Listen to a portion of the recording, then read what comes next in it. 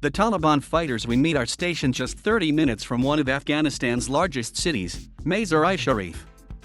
The ghanimat or spoils of war they're showing off include a Humvee, 2 pickup vans and a host of powerful machine guns. Ainuddin, a stony-faced former madrassa student who's now a local military commander, stands at the center of a heavily armed crowd. The insurgents have been capturing new territory on what seems like a daily basis as international troops have all but withdrawn. Caught in the middle is a terrified population.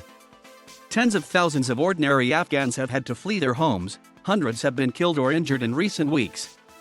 I ask Ainuddin how he can justify the violence, given the pain it's inflicting on the people he claims to be fighting on behalf of.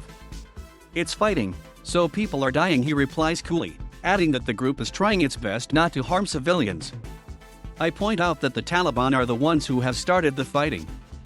No, he retorts. We had a government and it was overthrown. They started the fighting. Ainuddin and the rest of the Taliban feel momentum is with them, and that they are on the cusp of returning to dominance after being toppled by the US-led invasion in 2001. They are not giving up Western culture, so we have to kill them, he says of the puppet government in Kabul. Shortly after we finish speaking, we hear the sound of helicopters above us. The Humvee and the Taliban fighters quickly disperse. It's a reminder of the continuing threat the Afghan Air Force poses to the insurgents, and that the battle is still far from over. We're in Balkh, a town with ancient roots, thought to be the birthplace of one of Islam's most famous mystic poets, Jalaluddin Rumi. We passed through here earlier this year, when it was still controlled by the government, but the outlying villages were held by the Taliban. Now it's one of around 200 district centers to have been captured by the militants in this latest, unprecedented offensive. One senior Taliban official said the focus in the north had been deliberate, not only because the region has traditionally seen strong anti-Taliban resistance, but also because it is more diverse.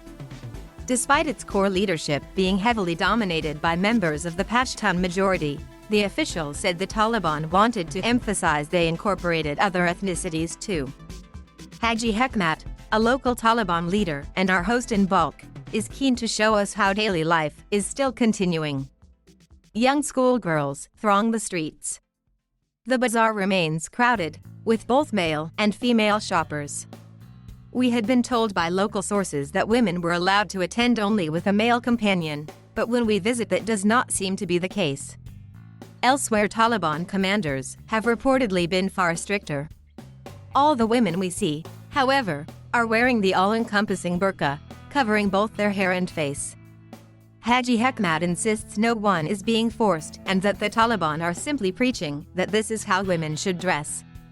But I've been told taxi drivers have been given instructions not to drive any woman into the town unless she's fully veiled. The day after we leave, reports emerge of a young woman being murdered because of her clothing. Haji Hekmat, though, rejects allegations Taliban members were responsible.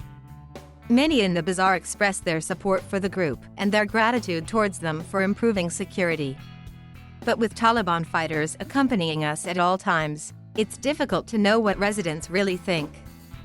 The group's hardline views are at times in tune with more conservative Afghans, but the Taliban are now pushing for control of a number of larger cities.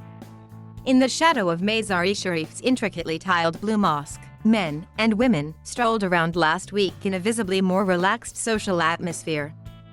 The government are still in control in the city, and almost everyone I spoke to expressed concern about what the Taliban's resurgence will mean, particularly for the freedoms younger generations have grown up with. But back in Balkh district, the Taliban are formalizing their own rival government. They've taken over all the official buildings in the town, bar one large, now abandoned police compound.